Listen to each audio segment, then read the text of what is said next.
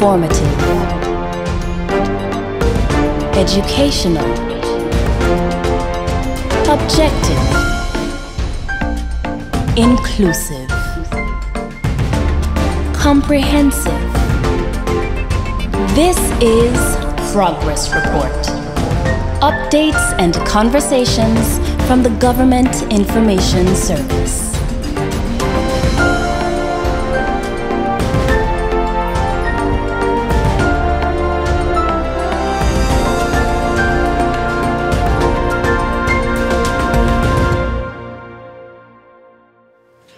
Good day and welcome to another episode of Progress Report. My name is Ivan Khanna, my lovely co-host Glenn Eva Hodge, and this is part 2.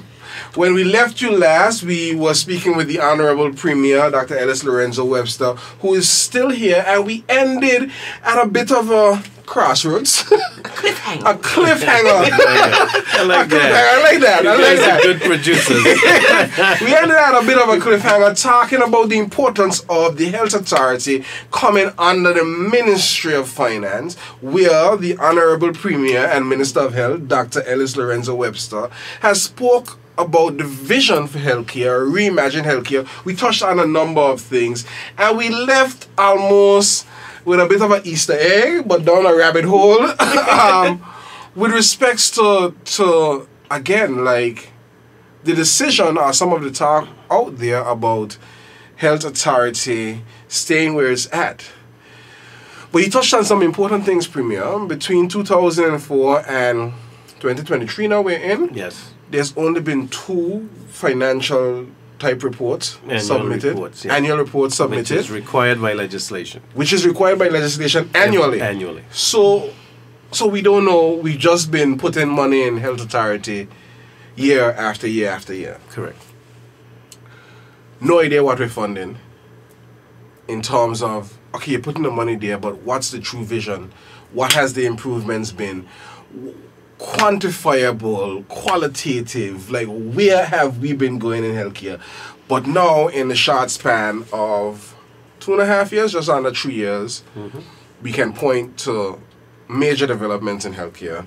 MRI machine, seniors 70 years and older, free healthcare. We're not going to jump over that and just leave it as that. We can talk about the access to more dialysis machines. We can talk about everything with preventive care. What I'm getting at is there's a vision for healthcare. Definitely.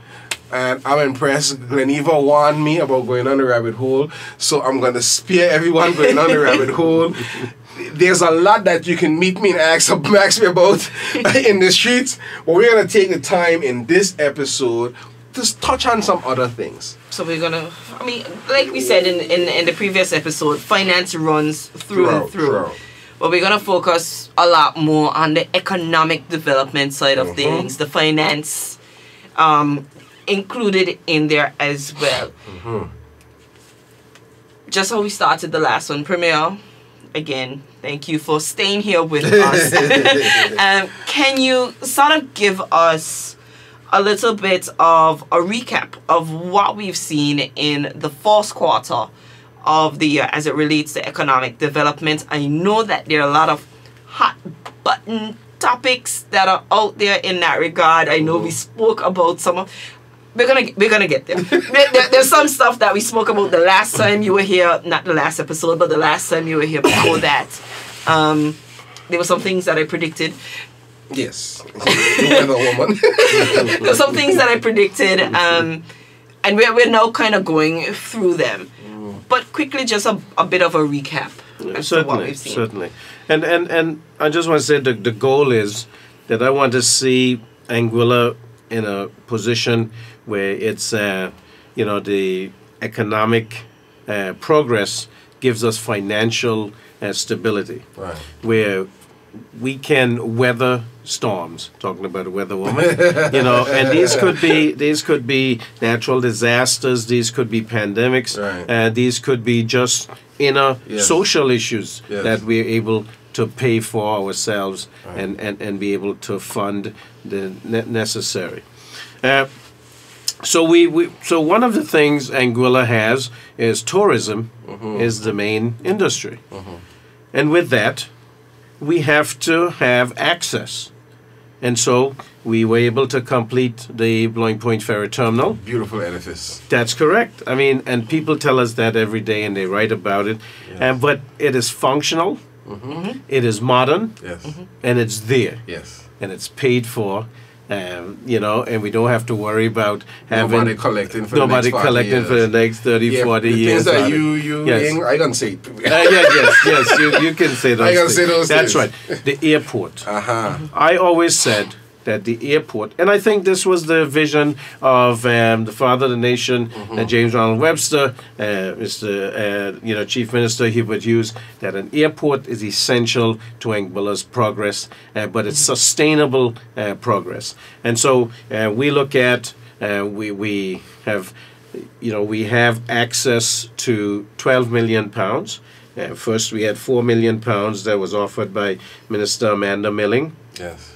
with that we can have up to 4 million pounds for 2 more years, but that was not guaranteed. Right. But now Minister Lord Goldsmith, when he was here in February, he guaranteed that 8 million pounds over the next 2 years would be guaranteed. And so we know that we put this into the development of the new airport terminal. Yes. There was an airport master plan done, Yes. and that showed that the current terminal, it's past its useful life, useful life. It leaks. There's Some of lots of everything, things yeah. have it. Lots of problems with it. Space, everything. So we need a new terminal. But it shows that expansion of the runway is what will bring the economic return is in the expansion of runways. So it was set out that this would, be extended through, and we said we would like to see it going on concurrently. Expansion of the runway, development of the new terminal, and Lord Goldsmith, the new Minister for the Overseas Territories, he shares that same vision with us. Awesome. And so that's something we're working on. We've done the enabling works parking Yes. lot that will become a paid parking lot, and the taxiway, and we're moving the customs building Yes. warehouse over to the other side Yes. of the airport, which We've will allow extended the parking ramp a too. bigger, a bigger apron Yes. parking ramp. So that's it. Airport is number one. but Has to be done. I don't want to cut Yes. you off, Premier. But I don't want people to miss this.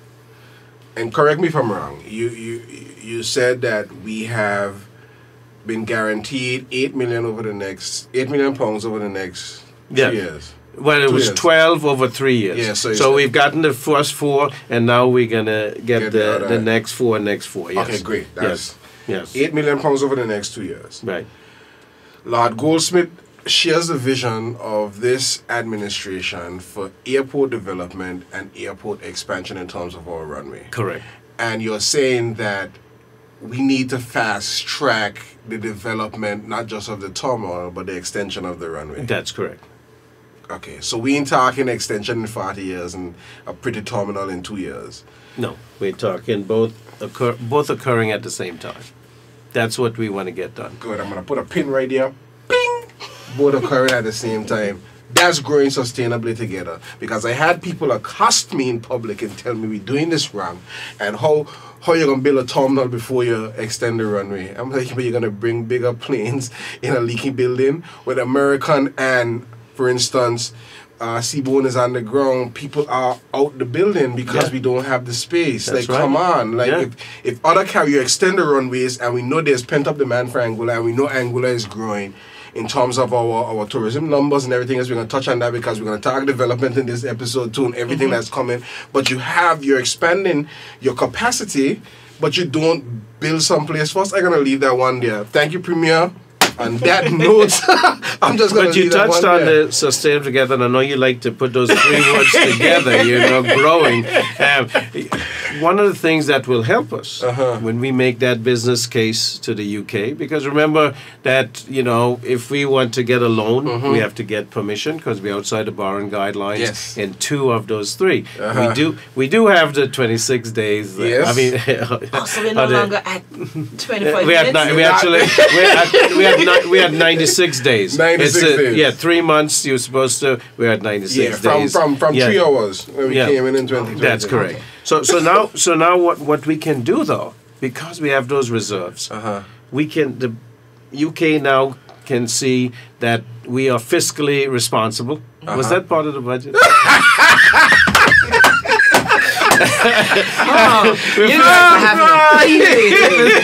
And so now we have, if we have to get a, I mean, we would prefer to get a UK grant to build this. But if we have to get a loan, we now have a better case when we can go and say where we have X amount in reserves that we can put up towards what the loan would be to expand the runway. Remember, we still got to fix the water network where it's leaking. 80% of the water is leaked into the ground, so we got to get that fixed. So there are a lot of things that are happening, and we have to prioritize. But, you know, as you mentioned earlier, you know, we have American Airlines now has direct flights in. We certainly are, you know, talking to other locations for getting more access to Anguilla. And as we expand, we can get bigger planes to come in. So that is the goal. If you can bring in more numbers, put the heads in beds as we develop the Savannah Bay, which is, you know, going to be hotel, marina, marina village with luxury villas, Altima putting in a marina with luxury villas, Rendezvous Bay, you know, a marina with a hotel, luxury hotel and villas. Cebu is coming back on stream, and they redeveloping and expanding. You know, it's Annie Villas, or which is Annie Private Resort, building out in Shoal Bay. It's a good time and a good feeling for Anguilla. It is. And I can tell you this, that if we do not have, you know, a major hurricane or a pandemic, you know, that we will be in good stead. And so I pray that, you know, God will continue to spare us and look out for us and protect us. And I think that Anguilla and Anguillians deserve that break so that we can get to that point where we're not, you know, basically scratching the surface. I still remember the first day I met with Governor Tim Foy, and he showed me, you know, the state of Anguilla's state of affairs in terms of economically, financially. And so I said to the governor, I said, Governor, it looks like, you know, we've been skimming water for the longest while, and most of the time we were underwater. And he said that's how it is, because he used to be told by previous administrator, you know, God will provide. But God only helps those who help themselves. I think that's what it says. And so you know, so sometimes the decisions we make may seem tough. But remember, but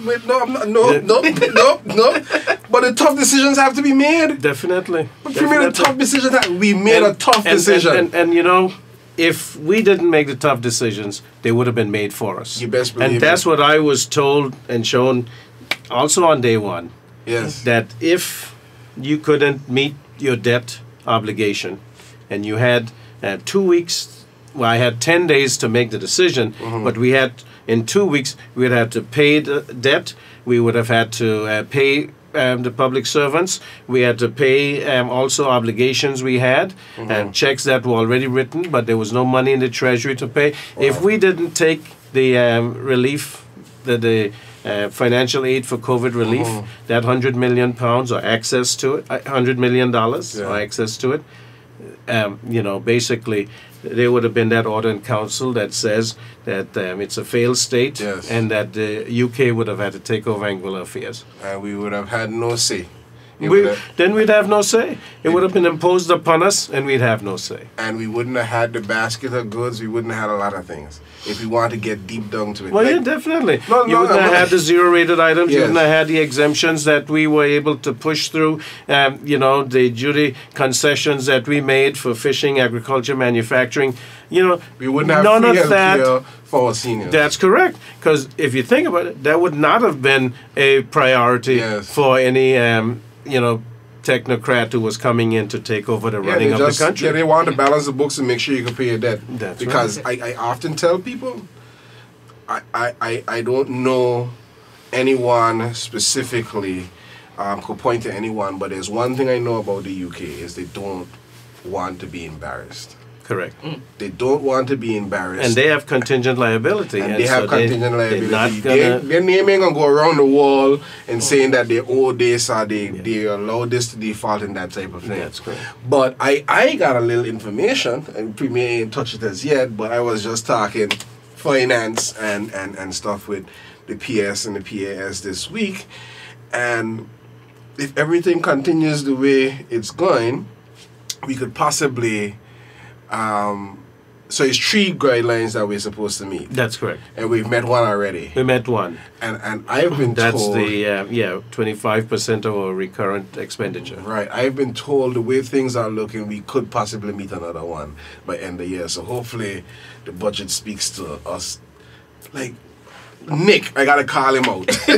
Nicholas Romney, I remember when we talked about that in the budget and the little blog came out in the budget, he put it up on his status right away and he said, yes, this is something now to be proud of, because he spent time in audit, he spent time in finance, he knows the impact of that. That's right. That's right. That tied our hands to our feet. Like, think about it physically, that tied your hand to your feet, not being able to have a say, not being able to borrow. Now we're at the point where we are meeting those guidelines. Yeah. It speaks well for our relationship with our administrative power. It speaks well for our relationship with our lending institutions. That's right. But it just speaks well for us because if you think about it, every dollar that you don't have to pay in debt, you can use that for a service. Our gain to that. Okay, sorry, I jumped the gun, you know. No, amen. It is Saturday evening, but we are preaching. Yes. Amen. Yes, because think about it, Premier. Yes. We're talking about how much we're going to pay in debt this year. I don't have the figures here. How much we're going to pay in debt this year? About 38 million. You know what 38 million could do? You know what 38 million could do, Ivan? You know when our guests come and they're usually sitting in that seat and you say, speak right into that camera. That's it right there. That is what that 38 million could do, because there's vision. 38 million could give us a state-of-the-art mental wellness facility looking over Crocus Bay. 38 million could give us an Olympic-sized pool so our swimmers aren't practicing in Crocus Bay. Yeah.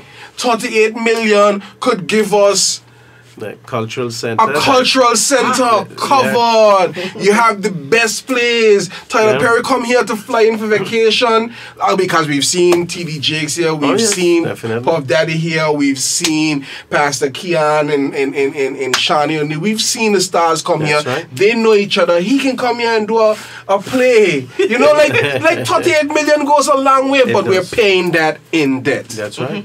That's right. Money saved is money earned. Better believe it. Go ahead, Gleneva. No, you gotta say that. I'm gonna go on jumping about off a seat today. But think about it. Yes, I'm excited to know where we can go.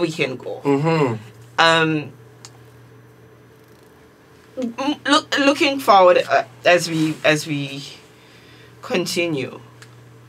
I thought you can leave me alone today. Okay. So we know what it is that we are already doing. We know what we are capable of doing. Outside of airport development and some of the other developments that you've spoken about, we're going to just dive right into it. Elephant in the room. The last time you were here, you spoke about the casinos. Okay. And the gaming policy that you're looking at.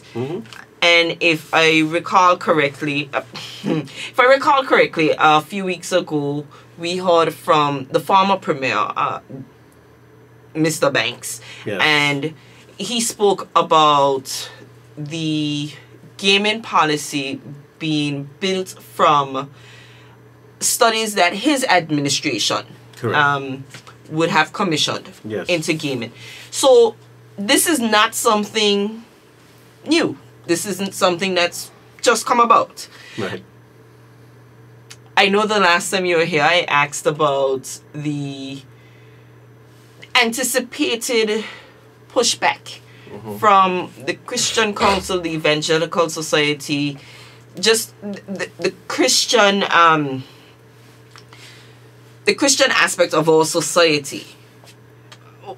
now that this is out there and in the public, you've had public consultation. I know that it's not just the churches that have had and expressed some concern. Where are we now with that? Given that we've also we've now put it out to public consultation. Where are we at with the process right now? So we are still in the consultative phase. You know, as you would have rightfully said, this didn't start with us. When we came in, it was written in the medium-term economic and fiscal plan as a source of revenue. And as you can tell, we have basically gone down the list. The bulk fuel levy, we've put that in place. You know, the this gaming, the .ai, you know, that has as a source of revenue for Anguilla. Right. We have, you know, revamped that, Yes. and I can tell you that we have made significant revenue from the .ai site. Significant revenue. Significant revenue. I don't know. It just showed what the potential of it is, but it hadn't been, you know, monitored correctly before. And then gaming is on there. And there was a study done by the Innovation Group in 2019 under the previous administration, and it showed how Anguilla could benefit from a luxury type of gaming. Now I hear people throwing out numbers like the person has to have $200,000 in the bank. That number has not been set. The feeling is, and as you know, prior premier would have said, it shows that this luxury gaming, it's like a membership where you have two brick and mortar standalone casinos. And I'm going to pull up Ivan. Standalone casinos, so they're not going to be in hotels. correct. Because I know that there were some questions posed by persons in the public who wondered, was this some sort of quid pro quo situation with certain developers in the hotel industry? So I just wanted to make sure that that's out there, that this is not intended to be in any particular hotel establishment. It's going to be separate and apart from. That's correct. And the reason for that is basically if they're in hotels, then the access, I think, is easier than if they're standalone. They're set at a certain, you have to have a certain financial wherewithal to become a member of that club. And so that is what was said. Now, certainly the study did talk about the social ills of gambling. You know, the risk of addiction and the other issues that they could be. And how that would be mitigated is that some of the taxes that would be gained from these casinos or, you know, luxury gaming institutions would be used towards the taking care of those issues for prevention, for monitoring, and also for treatment. And I feel that if there is an ill that can develop and you basically put in place mechanisms to decrease the chance of it, to monitor it so that you can detect it, Right. and to treat it before it consumes the society, then I think that's the thing. I mean, you know, alcohol, you know, is legal in Anguilla. It has social ills that Yes. are possible.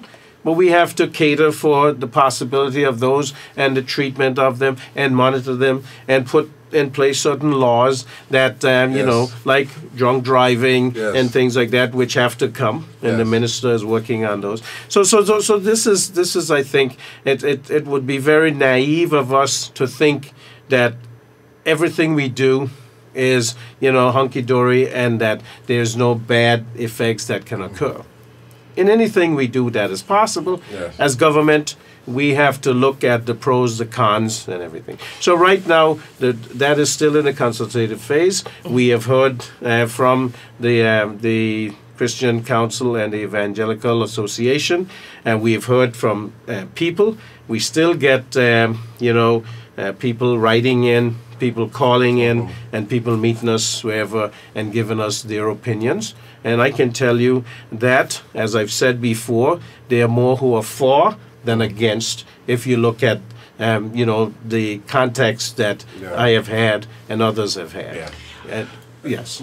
Can I just one second, Go right. if I may? Because I think Parsons kind of missed something that's very important that you said. This is in the MTEF. Correct. And the MTEF spells out our financial roadmap over a 3-year period. Correct. Where we'd have to get money from to justify spend, growth of the economy. And policies. And policies. So it's not like we just say, let's make some money with gaming.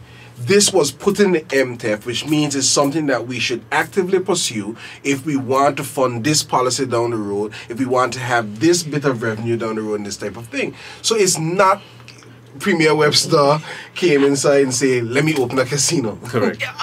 That's correct. Ivan, I think you kind of went where I wanted to go with this. It's ownership. And when I speak about ownership, I'm not speaking ownership of the casinos.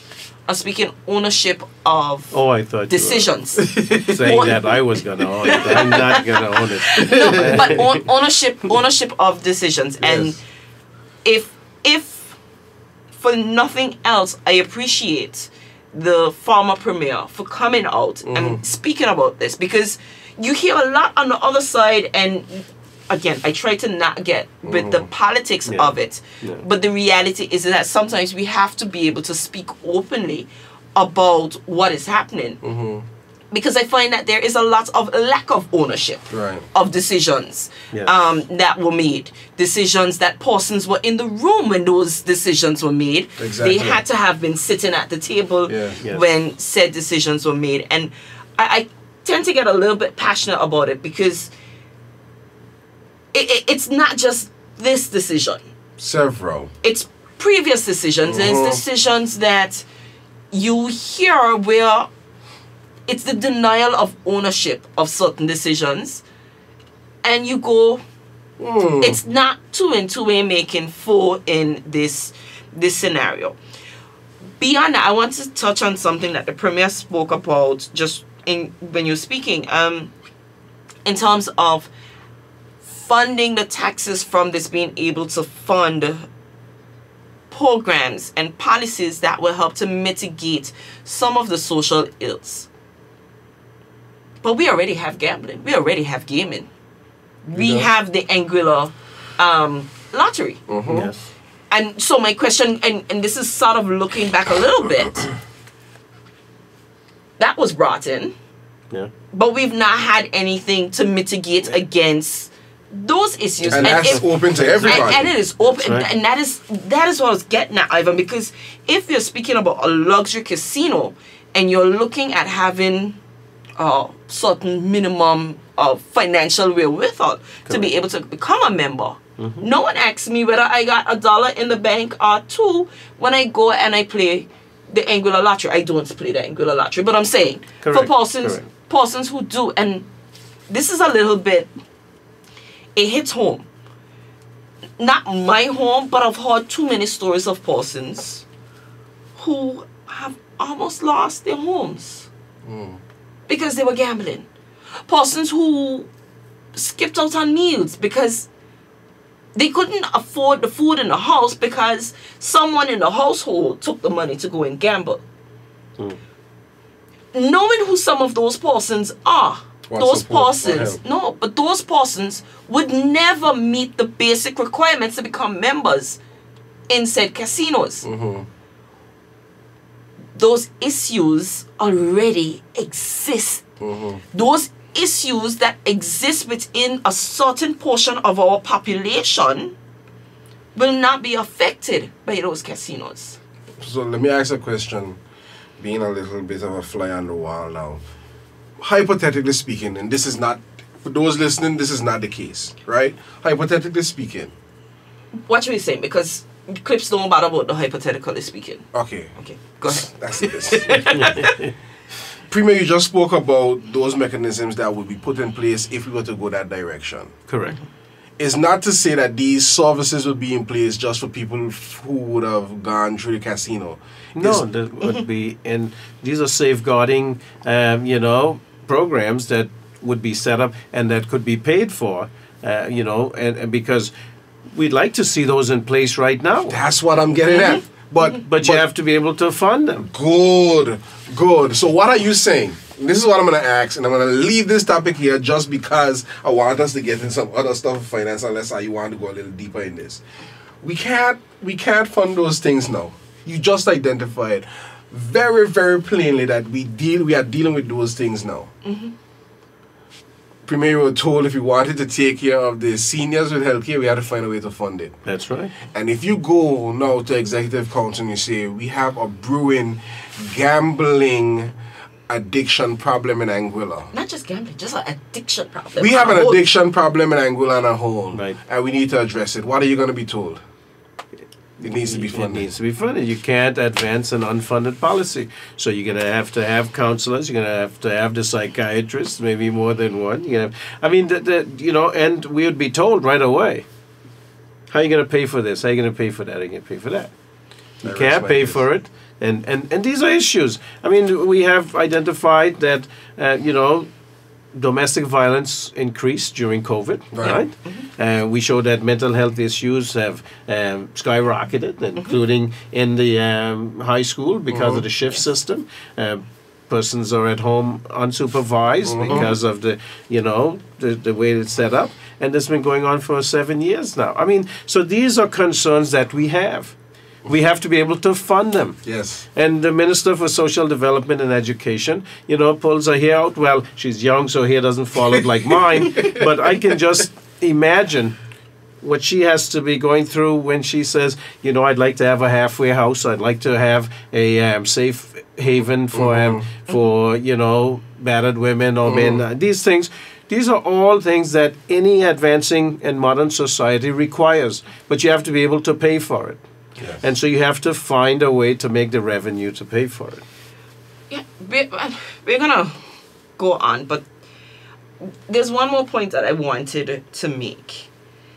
And I think it was very interesting that in the height of the debate, the consultation process, as it relates to the gaming policy, we were also witnessing to how regulation works in that area.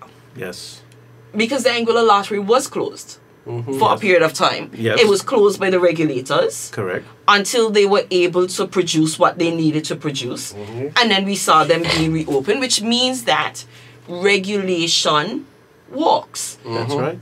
And I think that was one of the things that stood out for me, because a lot of times we speak about things, and going back to the previous episode where things happen to just roll over, you go how much ever years, almost 10 years. Oh my goodness, I was about to say 10 years, 20 years.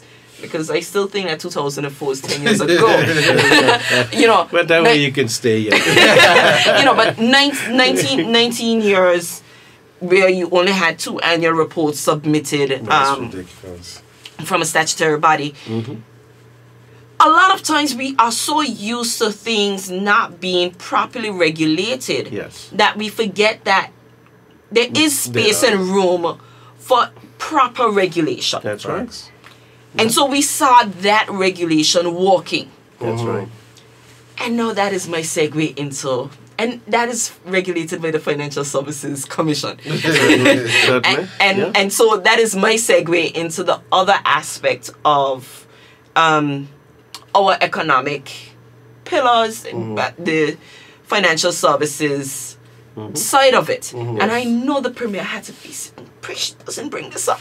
Right. Because he knows that I have been, I'm Almost a thorn in my side. I am. Ivan, you know this, Premier, because the financial services is a really important aspect of our economic development. It is, definitely. Someone as a practitioner in that industry, I have seen, unfortunately, a downward shift in where we have gone and where we can be going with that. A lot of persons are not quite listening public. are not quite aware of financial services, what that means, what that looks like, because it is it's a small employment industry in Anguilla. It's not as large as tourism, Right. but it is an important part of. And there are a number of issues that I will not hear because we do not have the time. But there are a number of issues that continue to plague the industry. Issues that we also have to... I know that... take ownership of. That's what I was trying to say, because I know that while Financial Services Commission and the industry as a whole falls under the governor, Right. there is still a number of matters that are directly under the Ministry of Finance, the Correct. Ministry of Economic Development. I am hopeful, and I know that I speak for so many in the industry, both our local partners and those overseas. I'm hopeful that we can correct some of the mistakes. And I make no hesitation in saying mistakes that we've seen in recent times as it relates to that industry. I don't want to say anymore. I just want to give the Premier a chance to kind of speak to it. And without certainly, getting there. I understand where you're at. And certainly, you're in the industry, and Anguilla used to have a more robust financial service industry, and then that changed. And when we came in, we felt that it was not, generating the type of impact that it should have, and so our goal was to see if we could expand it as a pillar, but do it in a way that we felt was the way it would have the greater impact. So we wanted to associate it with tourism, so that when the tourism marketers went on the road, the financial service marketer went on the road, and so we have now created a position in the in tourism for that, that is funded now through the Anguilla Tourist Board. So that is there. There's the main focus of the Ministry of Finance has been compliance and regulation. And those are very important in your industry, because we came in, we were partially compliant with the OECD, and then went to non-compliant with reporting with the OECD. We want to get that, and so that's required a lot of work, scrutiny, to get submissions, to get us back on track there, because the MOU for financial aid for COVID stated that we had to be at least largely compliant with the OECD, which we are not there yet, and we're working on that. Then they have these mutual evaluations, the fourth round of that, which is coming up June and July, and there's a lot of legislation that we have that's not compliant, and so we have to go through that, and each piece of that legislation has to be compliant so that we pass that, so that we were blacklisted with the EU, then we came to the gray list of the EU, and now we're blacklisted again because we have not met the requirements. Our compliance officer left, went to the UK, left us with, understaffed. And so there are a lot of things that have happened. And then I know there are certain parts of the new legislation regarding the business registry and the beneficial ownership requirements. Some of that may not be constitutional. We basically were pushed that way. We're now realizing that there's some sections that we may have to take out. And so that's what it's been, a learning process. And that's where some of the mistakes were made, is that we were pushed to rush things to try to get to compliance status, to get off the blacklist, and we may have missed some points. And your industry has pointed out to us, and we're trying to work through it. And so I apologize for that, because I know we've been very slow about getting there. But remember, one of the tenets of this administration policies is that we want to develop the financial service industry. And I know that the FSC has been very active in getting us through some of the legislation. And I think that we're going to get there, not as quickly as you need it to be, but certainly, as you said, it comes under the governor. And so we are working through the governor's office and the FSC to get those to be compliant. And to not be, because we have reputational harm. Of course. And that's the issue that we're dealing with. Anybody within the industry, again, I don't want to spend too much time because I know that a lot of our it's not relevant to a lot of our listening public, but this show goes beyond the shows of Anguilla, and there are a number of our investors and partners that are also tuned into this. And it is a revenue stream, so it's yes. something that we have to work on. And I am so appreciative of needing to be compliant. Yes. And the legislative requirements and the regulatory requirements. That's right. So that we are compliant. But that is only one aspect of it. You also have the functionality Yes. of the systems that we have to utilize. Correct. And again, I hear it almost every day with Yeah. persons who utilize the systems that we currently have, Right. that it's not fit for purpose. Correct. It is unfortunately several steps backwards from what we had. And we want to be competitive. And I think at the end of the day, for me as an Anguillian in this industry, as someone that's how my brain is buttered. I'll just say it Yes. as it is. It's Certainly. as someone within the industry, it pains me. It pains me to hear our partners speak, I can't do this anymore. I am going to move to another jurisdiction.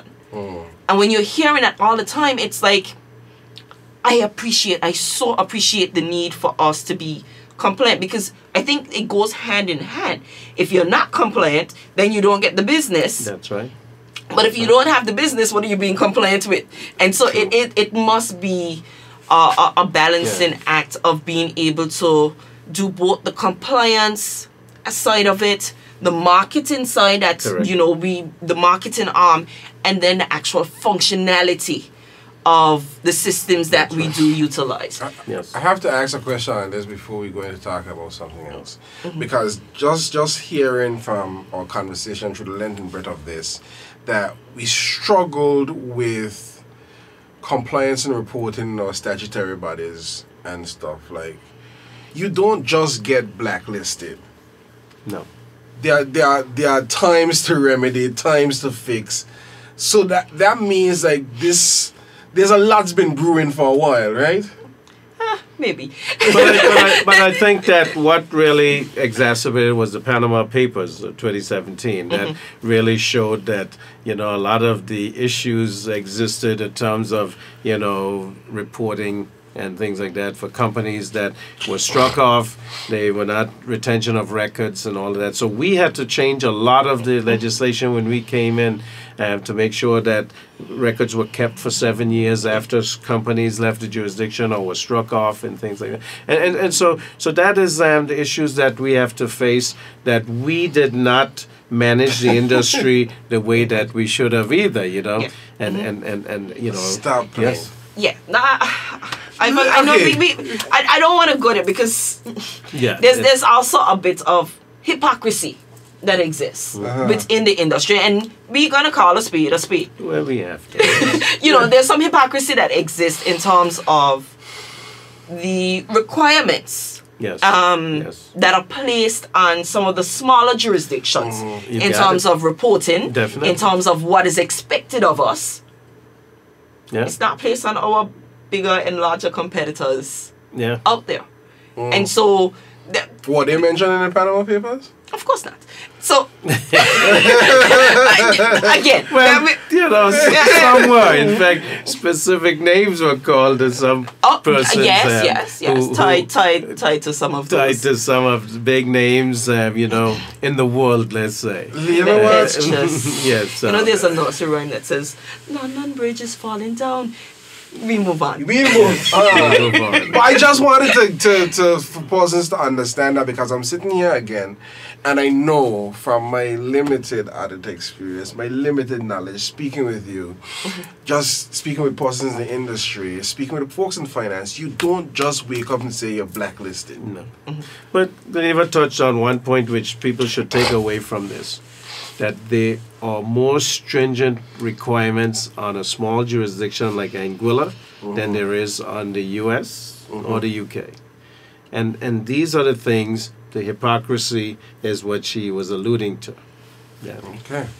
All right. So, Lord, I wonder if we should talk about this after going into hypocrisy. But nevertheless, It's a good segue. it's a good segue, Premier. Big hot button, hot off the crest, hot cross bun has been Anglic. Renewable energy. You sat here, you've spoken about the vision of your administration, renewable energy for Anguilla. We know the impact of renewable energy. Like, think about it. Let me paint the picture. You now don't have to bother about healthcare for mom, pop, granddad, grandfather, grandmother, auntie. You have a little money extra in your pocket. In 18 months from now, you're going to have a little extra more money in your pocket because your current bill is not going to be that high. Is that a reality that we're looking towards? Definitely a possibility.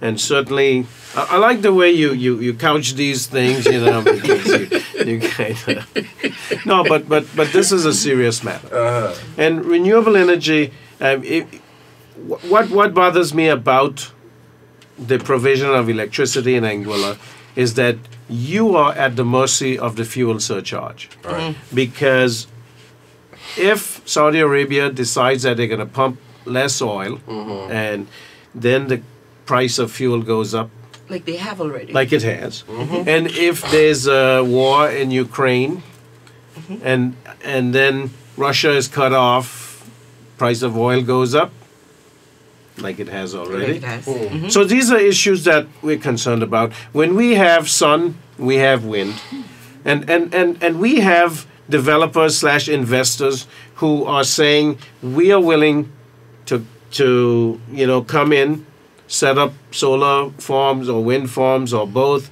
whatever technique is necessary to provide the necessary electricity that you need, and they propose that they can go to 100% renewable. Now, in the shortest time possible. So, logically, I'm saying, and they're proposing that by doing this, you can drop the electricity bill down to a third of what it is right now. So I'm thinking, if we can get to renewable energy that somebody else is paying to build a farm, and then they can sell that to Anglec to distribute it, like they do right now with electricity that is generated from fossil fuel. And Wärtsilä machines. That's right. Then, and proposing that it's a third of the price of what we're paying right now, that is, as you said, more money in the pocket. And that's more discretionary money that can be used, to do the things that we need to do, to buy the food, to put into the economy, to keep this country going. But to send your children to school, pay for exactly. scholarships. I'm happy that you touched on that because we have these beautiful buildings. We're going to move into a big school. Yes. In September, we just came from there, Gleneven. I don't see no solar panels on the roof. No, but that's going to cost us over $1 million to put the solar panels on the roof there. Okay, but we it still need to has to find be. that money. We need to find that money. It still has to be powered. Yes. Then we have our government has electricity bills to pay. Yes. And that's accounted for in our budget as well. Correct. But if our electricity bill as government is brought down, let's say not even a third, half of what that is. Oh my goodness! You can imagine what that would do. Ivan, my mind is you're talking about government. I'm going to talk about water. What we would be able to do in terms. What would water be able to do if your electricity bill is cut? Yeah. In half. Yeah. Oh my goodness, like the impact, and I want people to start to understand this because this is the way I think, like the impact of the right decision. Making the right decision, you might not benefit immediately. But think about this, they just said it, Premier. But if you take $600,000 a month to produce water, cut that even in half, that's $300,000. How much have you saved in a year? I mean, that's millions of dollars. Oh my goodness. Is that much, Gleneven? The Premier gave you the numbers. Yes. Oh my goodness. We submit reports. That's right. Oh my goodness. So, I want to play, I know we don't have much time, but I want to play a little bit of devil's advocate. Mhm. This is usually Ivan's role, but sometimes we have reason to switch roles. Yeah, we got about 10 minutes. You're good. The other side of the argument Yes. is that, when we spoke about the airport and the Bloom Point Ferry Terminal, Yes. the fact that we're able to own that outright. Correct. And I've slightly heard some of the arguments coming from Anglec in terms of, well, we didn't want it there, why should we want it here? How do you respond to that? So, yes, and that's an excellent question. I'm glad you asked. So the difference here is that Anglec cannot afford to do it themselves. They don't have the funding to do it. And they don't have the wherewithal to get a loan to do it without government's blessing or guarantee. And government is not in a position where it can give a guarantee for a loan for Anglec to do it themselves without getting UK approval. Right, barring guidelines. And the UK has already said to us, if Anglec can't afford it, and they haven't given us their financials, but we know based on, that since October of 2021, they've been asking us for funding to help with paying for fuel, and et cetera, et cetera. And you know what the et ceteras cover in terms of whether, water owes, 14 Again, we're gonna call a spade a spade. Yes, whether they're duty-free concessions that they should have gotten of $28 million that if they didn't get, that they have passed on anyway, and the cost and the fuel surcharge. But that's another story that the courts may have to decide on that. But the fact is this, that if Anglec can't afford it, and government cannot give a loan without getting UK approval, then you have to find another way to do it.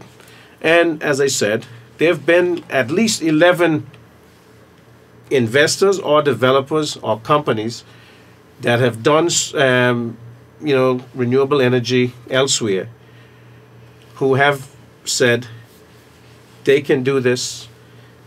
This is what they project as the amount of land they'll need. This is what they project as the, what it would cost in terms of a power purchase agreement.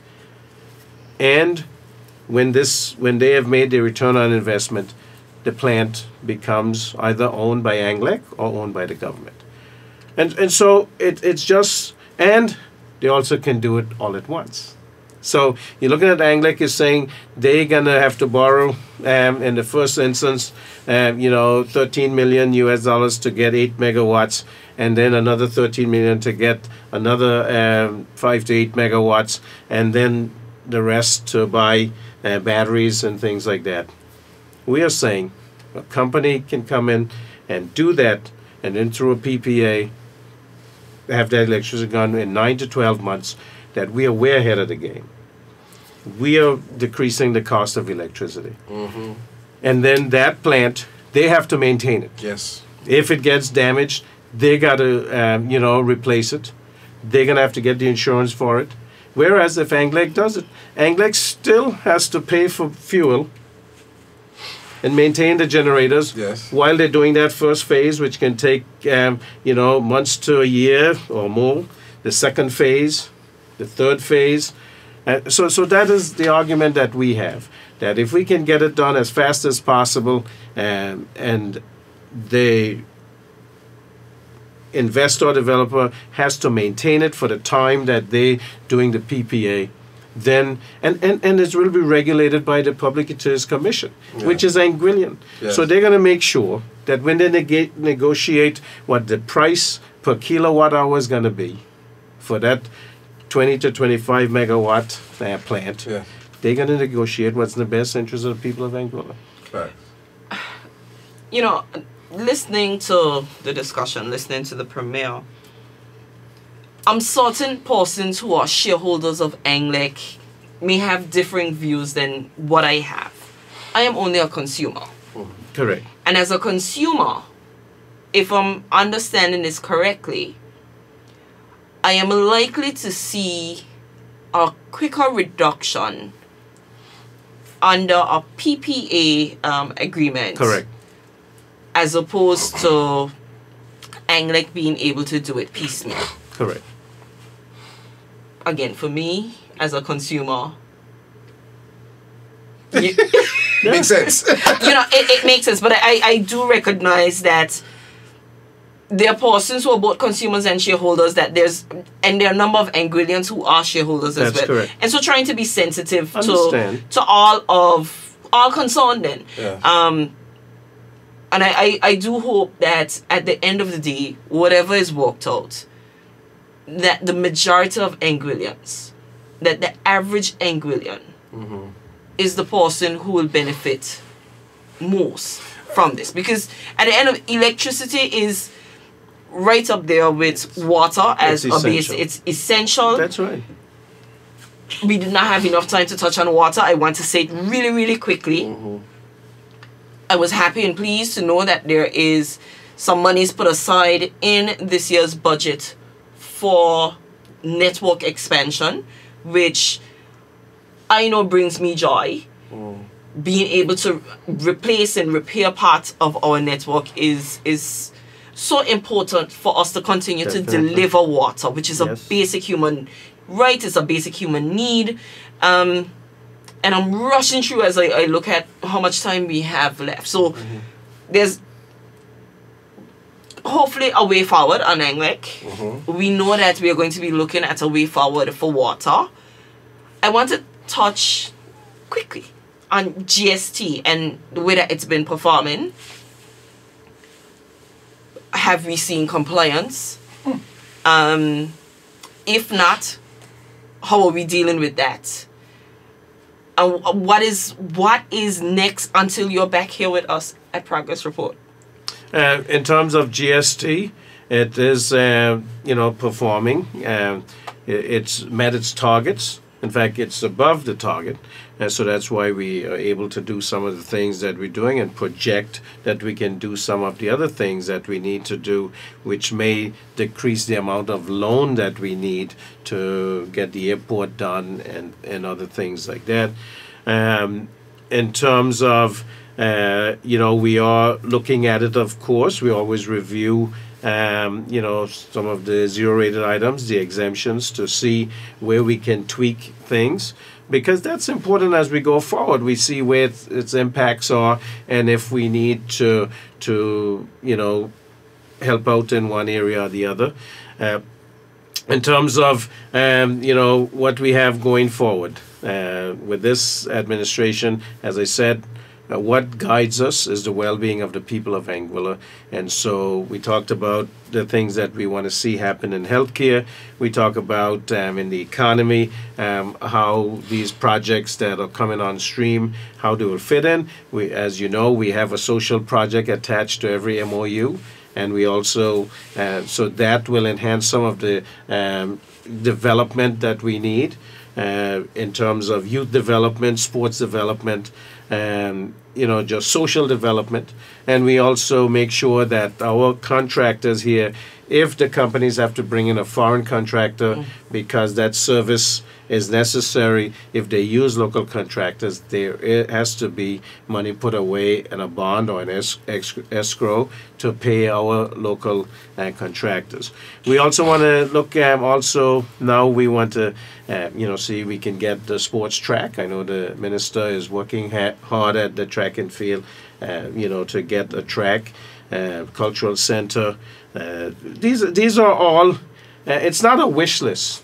These are essential, but we have to prioritize. This is priority 1, this is priority 2, and we go down the list. And so I can say that, if things go according to plan, we will have in place, what is necessary for the people of Anguilla to feel that this administration has looked out for their best interests. And, as we go on, we'll be able to get the things done. Because one of the things that's important with investors and developers is that confidence that you're helping the community in which you are, but also with our administering power, that we are not making decisions that or just fly by night, or that we have not thought through, and that's what we're working with. Premier, I can't let you leave. I went quickly to my phone because I got some statistics here, and I said that whenever the topic of GST is brought up again, I know they haven't made the formal release of these statistics, but we like exclusives here on Progress Report, so I'll make mention of this here. A lot of persons were saying when GST came about, GST is going to kill us as consumers. GST is overperforming. Yes. That's a fact. Another fact is that 67.8% of the GST collected comes from the accommodation of public utilities. 47.7% of that 67% comes from the tourism-related sectors. So let me put that in layman terms. It's not killing the local consumer. yes, Let's be honest. that's correct. The generation, when you hear that, is overperforming, because the first thing they're going to take and they're going to try to spin on Monday Melly is that they over there taking it from us. Yes. Yeah, they're from bragging people. about government having, but we don't have. Exactly. But 47.7% of that alone is from our tourism-related activities or hotels and the like. That's right. And then couple What that would have been accommodation tax and things right. like that. That's and correct. then couple that with So- utilities, 67% of the overperforming GST that has funded the completion of the ALHCS, that is funding healthcare for our seniors, that is partially funding, what else, Gleneva? Talk to me, what else GST But funding? you tell me what we're doing. Well, a with new growing fire truck. sustainability. New fire truck. truck that we need to keep the airport open. That, I mean, there's so many So things. much things that The GST is Vivian doing. Vanderpool Primary School, the two Yes, classrooms. we forgot to touch yes, that. along with the funding that we're getting from Ani Private Private Resort, Resort, that's yes. going to build the two classrooms and the computer lab in the Vivian Vanderpool Primary School. Yeah, And then I saw recently, I didn't see last year or the year before, but I saw we advertising scholarships again, like the persons can get scholarships. Yeah, for persons that are needed, So we've identified areas of need, and we're saying, okay, these are areas that if you have an interest, you apply for. We're doing that. But I wanted you did ask about compliance. I was trying to remember one of the questions you asked. Compliance is 99%. 99% of the businesses that are registered for GST are paying the GST. And they're imagine. filing their returns. And there's one company that hasn't been paying the GST like it should. And Is it collecting? That my question is because you can is it? some gray area. But are they collecting? They are collecting because there's an automatic shut off if you're not paying. So they are collecting.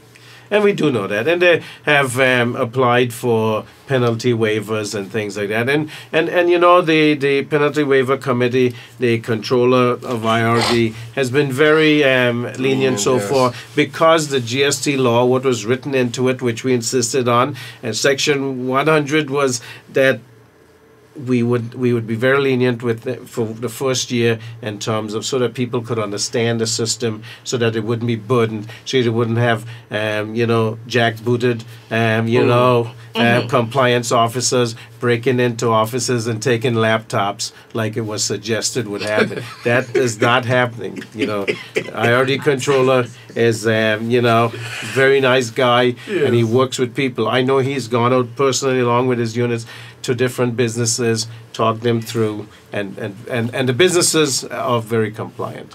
I mean, Yeah. we don't have much time, but I have an issue with that, and I'll tell you why. Because in my mind, when we speak about ensuring that businesses understood and so that they're not penalized, it was for those businesses that didn't have those mechanisms in place before, where they were paying into, where persons were paying their money that would go into government. So not places that were already collecting taxes on behalf of government. Exactly. They didn't have the right point of sale systems, those type of things. That's where it was supposed to be. Right. And they were already as we know, GST repealed the communication tax, environmental levy, accommodation tax, and then it moved on to the goods and services. And so those persons who are already paying, whether it's the utilities, environmental levy, the accommodation tax, then I would anticipate that they are already familiar with collecting on behalf of government and paying into that money. And I think that is important that we recognize that it is not, and that's why I asked if they're collecting, because there's a difference between a business not collecting because they didn't quite know what they needed to collect, as opposed to a business who is collecting and not paying it in because it's not their money. You're taking money. You're taking money from me. That should be going to fund other things, and it's not getting to where it is. But that aside, we're moving on. I want to leave us with one thing we have not touched on it. Premier, you spoke about us just moving forward and knowing what we're going to. We're not going to touch it on this episode. We look forward to having you back. But know that when we come back, we want to touch on a national development plan. Where are we? We spoke about it a few episodes back when you were here. What is happening there? We have asked the CDB to help us. They are willing to work with us on that. The UK government is willing to work with us on that. So that is right now in the works to come up with the framework for that to happen. But as I said, the CDB has committed to helping us with a national development plan. That makes us happy. And that makes me very, very happy. It tells me that the Premier will be back when we can talk about this some more. Certainly. So much more things that I'm certain we will have you back soon. Yes.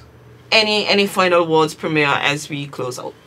I just want to say that this is a good program because you can go back and look at it as many times as you can. So if you didn't get something the first time, you go back. So I appreciate what you guys are doing. This is something that is important for the country. And certainly I do go back when 4 o'clock in the morning when I'm watching television and it pops up and I listen to the different persons who have been here and I learn a lot, and sometimes, as I said, it has to be replayed so that I sometimes get what is happening. And I think that Anguilla is in a good place, and that's what I want to say, that we're in a good place right now. We're getting better. We still have a long way to go because we've been kept back for a long time. You know, 56 years after the revolution of 1967, we should have been further ahead. And I want to see us get there. With God's help and the support of the people, and with you, Leneva, and you, Ivan, putting the word out, the people will realize that the intent of this administration, the Anguilla Progressive Movement administration, and all my competent and capable team, that we will get us there. Right. Thank you, Premier. It has been another excellent episode of Progress Report. We want to thank you for being here. We deep dived into a lot. We unpacked a lot. I don't even think I'm going to need to recap because then we'll be here for much longer. Thank you to our listening audience. As Premier said, you can always go back and find it on YouTube, find it on all the streaming platforms. Hit us up. We can send it to you. You can keep it on your phone and play it in your little circles when you're there talking with people, when you're defending the truth. No, but the Premier said it's coming in. You scroll through on WhatsApp and you find it. Let's get the information out there. There's a lot that happens throughout the week that would tend to distract you, present stuff that isn't the case. We're here to give you the truth and the facts where government is concerned, and just let you know what's happening in the country. So we thank you for listening. This has been another excellent episode of Progress Report. Thank the Honorable Premier for coming through and sitting with us for 2 hours. I know, 2+ hours. 2+ hours just going in. It has been an absolute pleasure. Stay tuned for our next show.